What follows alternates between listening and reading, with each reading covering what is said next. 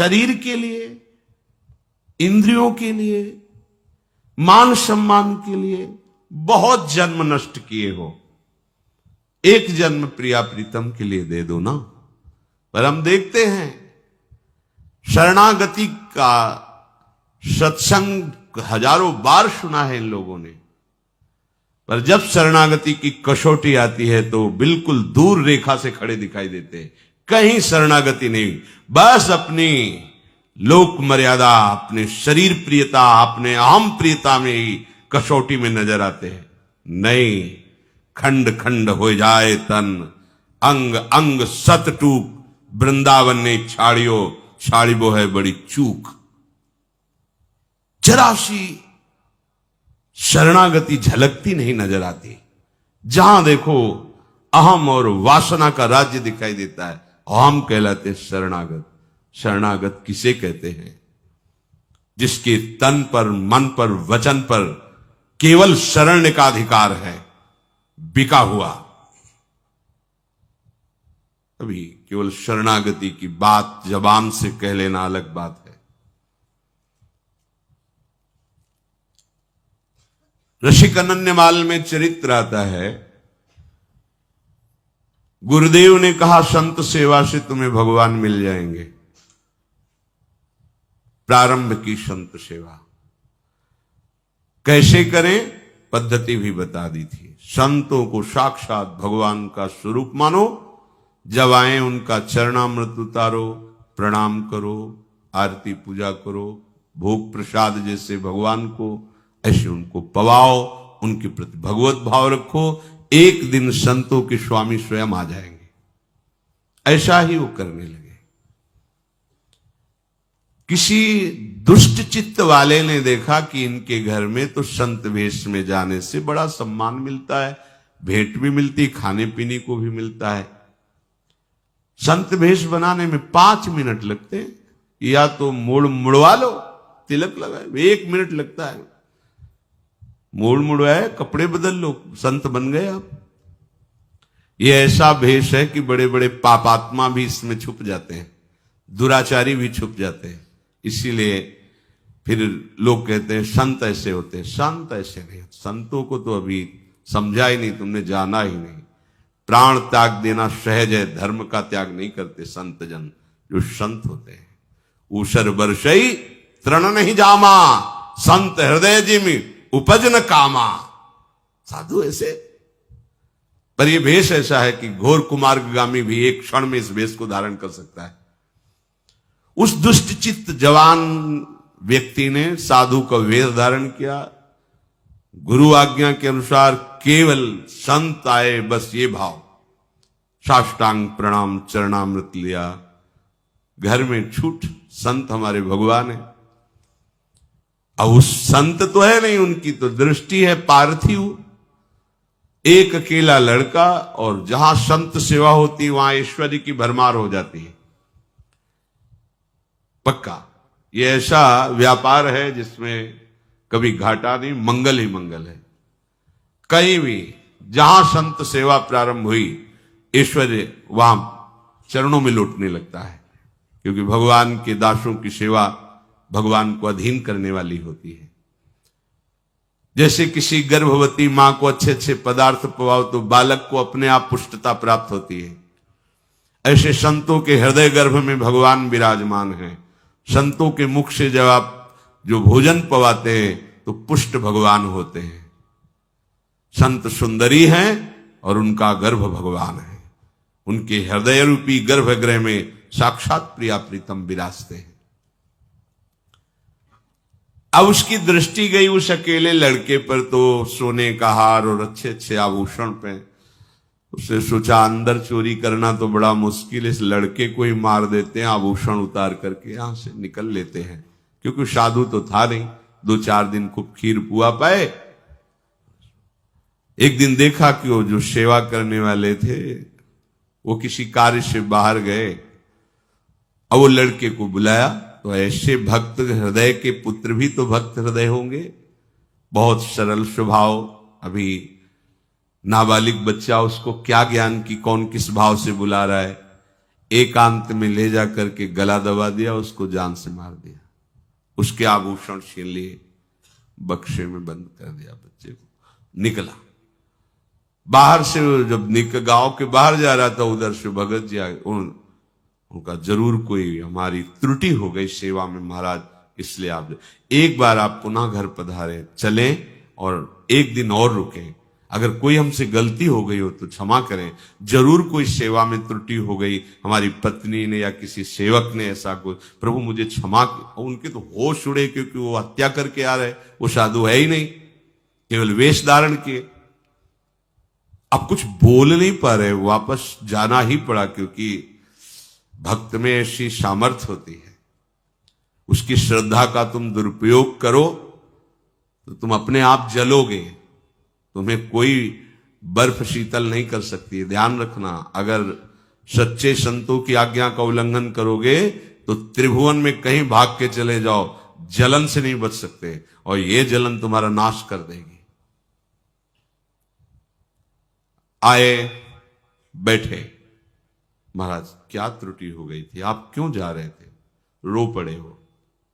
देखो संत का प्रभाव, उस भक्त की साधुता। उन्होंने कहा मैं संत नहीं हूं, मैं बहुत दुष्ट हूं, नीच हूं। उसका हृदय विकल हो गया, मैं कितना नीच और कितना बिल्कुल साधु नहीं हूं। अभी अभी वेश बनाया 2-4 दिन पहले, केवल खाने पीने के लिए, मैं बहुत नीच पापी हूं। भगवान मेरी परीक्षा मत लीजिए, आप मेरे भगवान हैं, संत हैं। नहीं हूं संत, तुम्हारे बच्चे को मार डाला देखो बक्से में, और ये सोना लेके भाग रहा। यह है साधुता का प्रभाव, उस भक्त का प्रभाव अपने आप उसको छुपाने नहीं दे रहा। मुझे दंड दीजिए, मैं नीच हूं। बक्सा खोला, देखा हाँ बालक, उठा के बालक चरणों पे, भगवान परीक्षा मत लीजिए, मेरा बालक है ही नहीं है तो आपका है, मेरा क्या है, मैं तो केवल गुरु आज्ञा पर यहां सेवक रूप से रहता हूं। ये घर गुरुदेव का, परिवार गुरुदेव का, ये आप सब संतों का है। चरणामृत उतारा और कहा मन वचन कर्म से गुरु आज्ञा का पालन करते हैं संतों को मैं भगवान समझता हूं, इसके प्रभाव से बालक जीवित हो जाए। जो चरणामृत डाला, बैठ गया बालक। अब वो मूर्खाधिराज को लगा कि मेरे चरणामृत का बड़ा जोर का प्रभाव है, वहां से पूजा पाठ लेके चल पड़े। बिल्कुल उसकी भक्त के मन में बिल्कुल नहीं कि ये साधु नहीं, अपनी दृष्टि है, साधु को साधु ही नजर आता है, दुष्ट को दुष्ट ही नजर आता है। पड़ोस में गए और कहा एक रात रुकना चाहते हैं दूसरे मोहल्ले में, वही गांव के। उनको लगा मेरे चरणों का प्रभाव है ये चरणामृत। एक लड़के को मार डाला, दुष्ट स्वभाव, और क्या विचार करेगा। उनके चलने लगे डंडे थप्पड़। उन्होंने कहा तुम जानते नहीं हमारे चरणामृत का प्रभाव, अभी तुम्हारा बालक जी जाएगा। बड़े बुजुर्ग थे, बोले देख लो भाई, चरणामृत धोया गया, बालक ने कुछ नहीं हुआ। अब तो और पिटाई शुरू होगा कि उन भगत जी को बुला के पूछ लो कि हमारे चरणामृत का क्या प्रभाव है। ये सूचना उनके पास, वो दौड़ के आए, ये भगवान है, परीक्षा ले रहे हैं। फिर वही संकल्प, मन वचन कर्म से संतों को मैं भगवान मानता हूं, और इसके प्रभाव। तब उनको समझा मेरे चरणामृत का प्रभाव नहीं, भक्त का प्रभाव। उसी दिन से वो भगवान का सच्चा संत बन गया। हमारी शरणागति में हमारी कैसी भी परीक्षा हो, हमें खरे उतरना है। वो देख रहा है जगत का जीवन पालन करने वाला। अर्जुन जी जब अभिमन्यु जी का वीरगति को प्राप्त होने की बात तो सह नहीं पाए, विलाप करके रोने लगे। भगवान समझा रहे, नहीं सह पाए। अर्जुन से कहा कि मेरा भी तो भांजा है, कोई अशुभ गति को प्राप्त थोड़ी हुआ, वीर गति को प्राप्त हुआ, ऐसा आपको विलाप करना उचित नहीं है। पर वो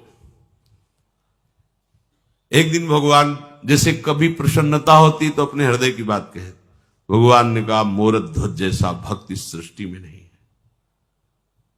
समय व्यतीत होने पर अर्जुन जी ने कहा, प्रभु आप मोरद ध्वज की बात कर रहे हो, आप कभी हमारी भी तो बात किया करो, क्योंकि सखा भी भाव है, आपके सिवा हमारा है कौन। भक्त तो हो ही अर्जुन, पर मोरद ध्वज जैसा नहीं। उनका प्रभु क्या कमी है, हम में क्या कमी है। बोले आओ चलते हैं। संत वेश रखा, अर्जुन जी को योग माया से सिंह बनाया, गए भिक्षाम दे निकले। वो संत भगवान पधारे, साष्टांग प्रणाम किया, भगवान आदेश कीजिए, ये हमारा निजी सिंह है, भूखा है, इसको भोजन की व्यवस्था कीजिए। कहा भगवान सिंह तो मांस खाता है, हम तो वैष्णव जन है, अब देख लो। बोले फिर समय दीजिए, हमें कसाईवाड़े जाना होगा, वहां से मांस खरीद के ला। ना ना ना, कसाईवाड़े जाना होता तो तुम्हारे यहां क्यों आए, यही मांस की व्यवस्था करो।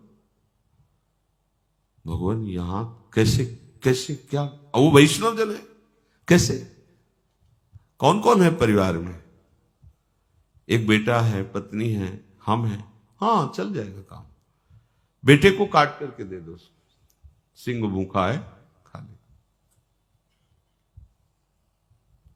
आरे से काटना, 2 भाग करना है इसे, पर तुम्हारे अश्रु नहीं आने चाहिए। तो उनका भगवान अश्रु क्यों आएंगे, हम तीनों तो भगवान को समर्पित है, शरणागत है, भगवान का है, अभी आपकी आज्ञा का अक्षरशः पालन होता है। और बेटा भी मुस्कुराते हुए कि आज जीवन कृतार्थ हुआ, संत आज्ञा में मेरा बलिदान होगा, हो गया। आरा चल रहा है, भगवान देख रहे हैं। अब हृदय में प्रेम तो पुत्र के प्रति होता ही है, पर भाव है कि हम सब प्रभु को समर्पित है, जैसा दीनानाथ चाहे वैसा करे, हमारा कोई हस्ती। भगवान ने कहा रुक जाओ, मैं कोई संत नहीं, ये कोई सिंह नहीं। अर्जुन से कहा खड़े हो जाओ। अपने देखा अभिमन्यु मेरा भी भांजा था, वीर गति को प्राप्त हुआ, तो समझाने से भी नहीं समझ रहे थे। देखा इसकी शरणागति, चला दिया आ रहा, वहां कुछ नहीं। अरे जिनके एक संकल्प से अनंत ब्रह्मांडों का सृजन 1 सेकंड में होता हुआ, क्या कुछ नहीं, हंसता खेलता बालक, ये कोई छोटी मोटी निष्ठा।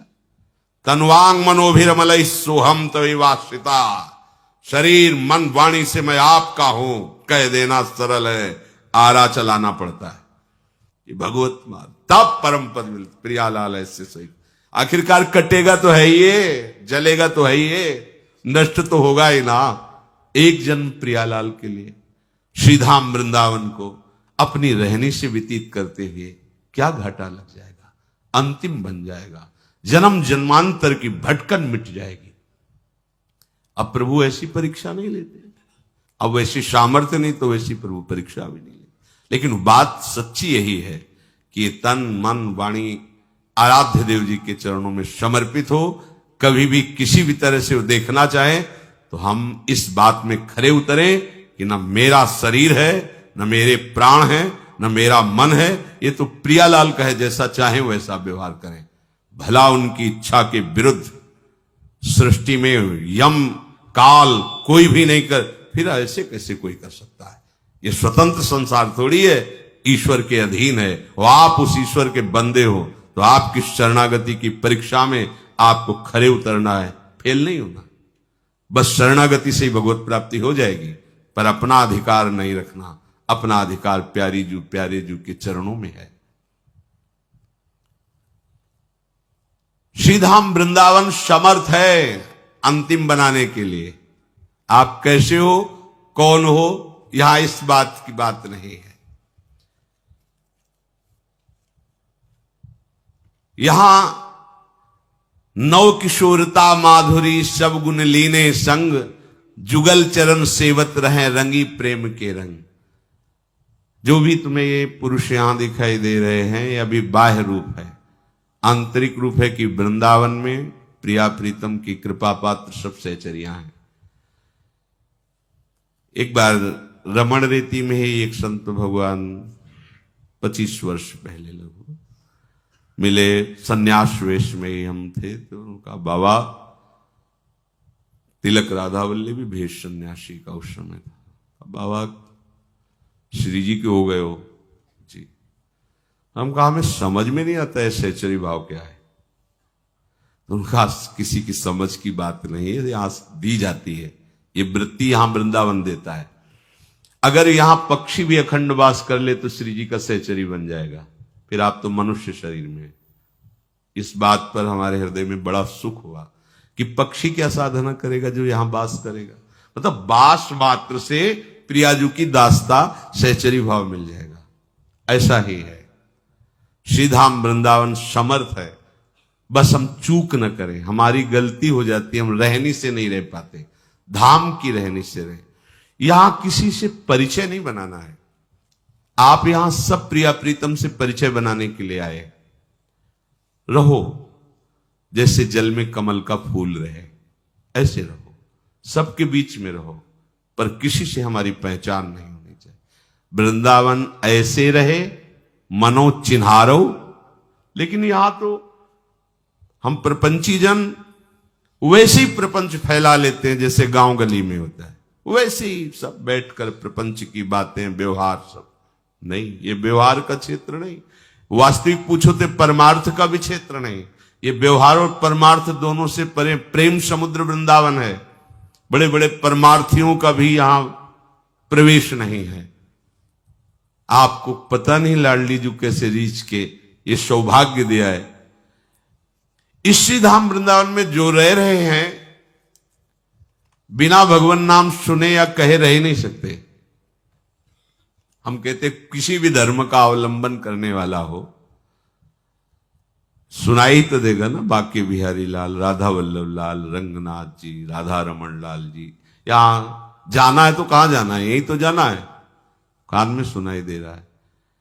यहां की हवा में राधा राधा गूंज रहा है। आपकी श्रवणेंद्री जब पवित्र होगी ना तो सुनाई देगा। वायु के झकोरों में राधा राधा निकलता है। यहां के पक्षी चहचहाते हैं, राधा राधा बोल। ये बड़ा पावन धाम है। यहां की सहचरी का आदेश वृंदा सखी का धर्मराज को, धर्मराज सो कही तहां मेरो बचन सुन लेहूं, जाके रंचक भक्ति है ताहि कष्ट जिनि देहु, भक्तनि छाड़े सबनि को तेरे आगे न्याऊ, हरि हरि जन ते विमुख जे तिनको तू समझाओ। यहां भगवत पार्षदों का भी प्रवेश नहीं, जय विजय का भी प्रवेश नहीं। यहां महारानी जी की अनंत शक्ति संपन्न सहचरियों का शासन है। धर्मराज हाथ जोड़े खड़े, सहचरी ने आदेश किया, धर्मराज मेरी आज्ञा सुनो। इस ब्रज 84 कोष में जो भी वास कर रहा है, रंचक भक्ति भी है, कभी सामने मत पड़ जाना उसके। ले जाने की तो सवाल ही बात नहीं, मत। तुम्हारा दूसरों के पास न्याय है, ब्रज 84 कोष मंडल के अंतर्गत नहीं। और एक बार भी राधा बोला है, एक बार भी कृष्ण बोला है तो होश में रहना, वो तुम्हारे न्याय से बाहर हो चुका है। तुम उसके अब न्यायाधीश नहीं बन सकते। ये महिमा है प्यारी जी के धाम की, प्यारी जी के नाम की। जो हरि हरिजन ते विमुख जे, जो भक्त संग नहीं करते, हरिजन, हरि हरिजन ते विमुख जे, जो हरि की भक्ति नहीं करते और भगवत प्रेमी महात्माओं का संग नहीं करते, भगवत विमुख होकर मलिन आचरण कर रहे हैं, तुम्हारा न्याय उनके पास। उनको दंड दीजिए, उनको संभालिए। लेकिन जिसने गले में कंठी बांध ली, हरिनाम उच्चारण कर रहा है, ब्रज 84 कोष का आश्रय लिए, भूल कर भी सामने मत चले जाना। कल प्रसंग में बता रहे थे कि यमराज के दूतों ने यमराज के पास जाकर कहा कि भगवान बड़ा आश्चर्य है, इस सृष्टि में कितने शासन करता है। यदि बहुत शासन करता होंगे तो शासन ठीक से नहीं होगा। आज मुझे संशय हो रहा है, अभी तक तो मैं मानता था त्रिभुवन का दंड विधान आपके हाथ में, आप स्वामी हैं, लेकिन दो सिद्ध महापुरुषों ने आकर के आपकी यम पास को काट दिया और हमें डांट के भगा दिया। आज तक कभी ऐसी घटना नहीं घटी। और वो महापापी था जिसको हम लाने के लिए गए थे, अजामिल। मुख से केवल नारायण नाम निकला कि दो सिद्ध महापार्षद वहां प्रकट हो गए और ऐसा किया। तो कै स्वामी है इस सृष्टि में? कल प्रसंग में बता रहे थे, यमराज जी ने कहा, परो मदन्यो जगतस्तुखश्च रोतम प्रोतम पटवद्यत्र विश्वम यदंसतोषि स्थिति जन्मनाशा नस्यो तवद यस्य वसे च लोकः। हे दूतो, मैं तो उनका एक छोटा सा अनुचर हूं, जिसे तुम त्रिभुवन का स्वामी समझ रहे हो। मेरे स्वामी तो भगवान श्री कृष्ण है, जिनका परिचय तुम नहीं जानते हो।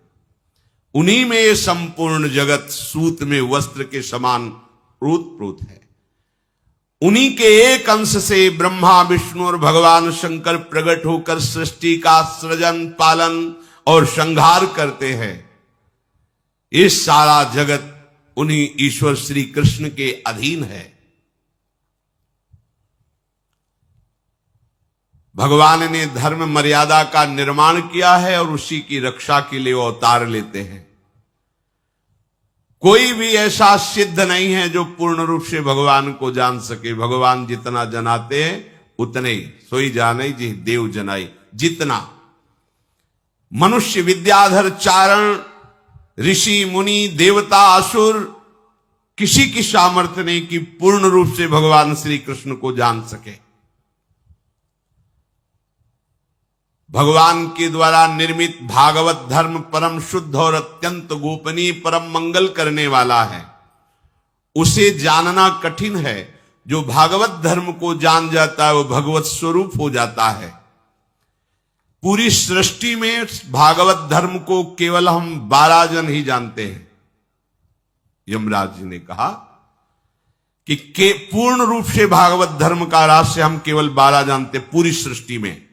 ब्रह्मा जी, देव ऋषि नारद, भगवान शंकर, सनक सनंदन सनातन सनत कुमार, कपिल देव, स्वयंभु मनु, भक्तराज प्रहलाद, विदेहराज जनक, भीष्म पितामह, परम भक्त बलि जी महाराज और सुखदेव जी और मैं धर्मराज, ये 12 भागवत तत्व का रहस्य जानने वाले हैं। भागवत धर्म का भगवान को पूर्ण रूप से इसलिए कोई नहीं जान सकता क्योंकि अनंत है, सीमा ही नहीं है।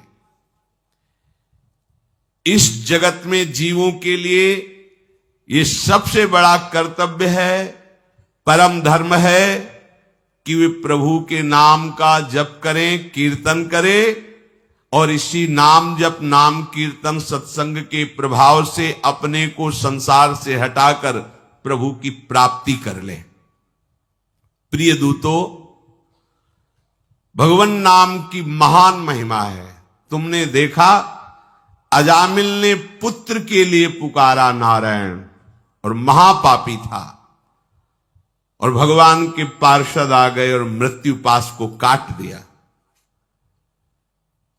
सोचो, जो बालक के बहाने से नारायण बोला तो ये गति हुई, और जो श्रद्धा पूर्वक झूम झूम के भगवान के नाम का कीर्तन करते हैं, प्रभु की लीला का गायन करते हैं, श्रद्धा पूर्वक प्रभु की चर्चा सुनते हैं, ये आप लोगों को जो सौभाग्य मिला है ना, ब्रह्मवेला में बैठकर वृंदावन की पावन रज में भगवत चर्चा सुन रहे हो, ये दुर्लभ बात है, ये अत्यंत दुर्लभ बात।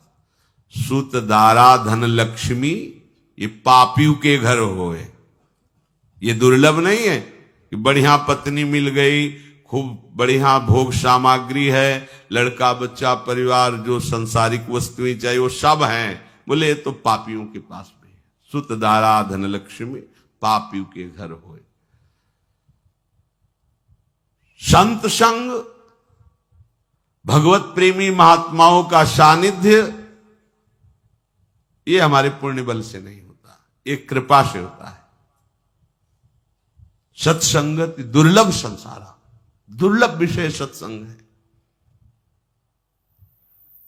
अगर संत समागम हरि कथा, तो समझ लो कि आपके भाग्य खुल गए। ये सत्संग अत्यंत दुर्लभ वस्तु है, पर इसकी दुर्लभता तभी सार्थक होगी जब आचरण में उतारो। नहीं तो हाथी स्नान है, हाथी स्नान करके निकला, धूल भला डाल लिया। लगभग अपने लोग ऐसे ही सत्संगी हैं, हाथी स्नान वाले।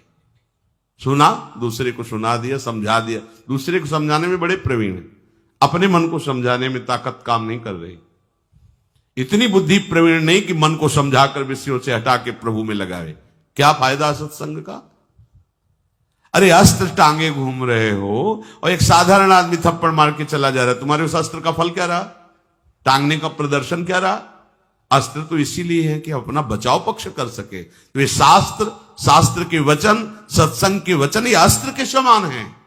इनके द्वारा विकारों को काट कर भगवदानंद में स्थित हुआ जाता है। आए विकार, थप्पड़ मारे, गिर गए। किस बात के सत्संगी, किस बात के परमार्थी? क्या तुम्हारे पास विवेक है? अभी तक क्या करते रहे, क्या सुनते रहे, समझ में नहीं आता। सोचो, जो एक पुत्र के बहाने नारायण बुलाया तो ऐसी दुर्लभ गति हुई, और जो नाच नाच के भगवान के नाम का कीर्तन करते हैं, विचार करने का विषय है। भगवत लीला गाते हैं, भगवत चर्चा सुनते हैं, उनके पापों का विनाश हो जाए, भगवत प्राप्ति हो जाए, तो कोई आश्चर्य की बात है? अरे जिसने स्तनों में जहर लगाकर भगवान को मारने के लिए गए, भगवान को अपने स्तन पिलाए, तो जो यशोदा मैया को गति मिली वही उसको मिली। और जो प्यार से दूध का भोग लगाते हैं उनको क्या होगा? जो प्यार से उनको शयन कराते हैं, उनके चरण चापते हैं, पंखा करते हैं। आप लोग छोटी मोटी भाग्यवृत्ति में, महारानी जी की परिचर्या में, उनके महल में रहकर बस ये रहनी सुधार लो प्यारे। ये जो थोड़ा सा कलंक लगा लेते हो वासना का, इसको हटाओ। यही तुम्हें प्रभु से दूर करता रहा है। कोई आश्चर्य की बात नहीं है। दौड़ने वाला ही लड़खड़ाता है, दौड़ने वाला ही थकता है।